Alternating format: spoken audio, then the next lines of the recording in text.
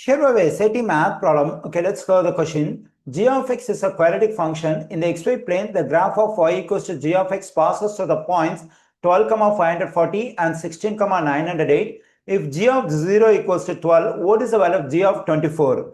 Okay, let me write the given quadratic function g of x in standard form. That is g of x equals to ax square positive bx positive c.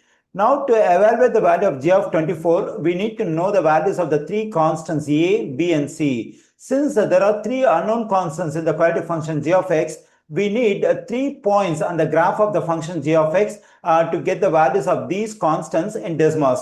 But here in the given information, we have 2 points. One is over here and the other one is over here. So we need the third point so that we'll be able to get the three unknown constants a, b and c.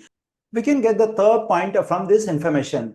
We know that y equals to g of x. So this g of 0 represents a value of y when x equals to 0. So we can write this one as a point. That is when x equals to 0, the value of y is 12.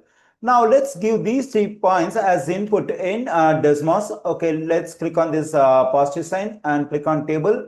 Let me give the first point as input. That is 12, 540. Then the second point is 16, 908. And the third point is 0, 12. Okay, now we have to give this function as input. When I give this function as input, instead of g of x, I have to use y1 because here we have y1 for y.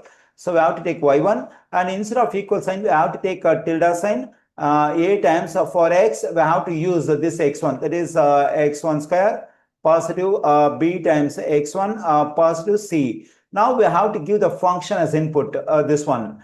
Okay, here let me type that is y1 tilde sign, then a times x1, that is x1 square positive b times x1 positive c.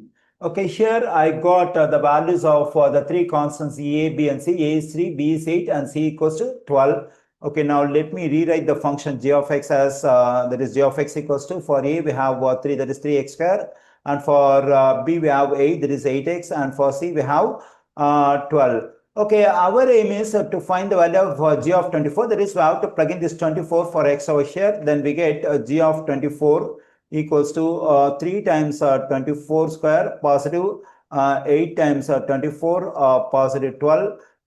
G of 24 equals to, let's evaluate the value of this one using Desmos. That is 3 times 24 square.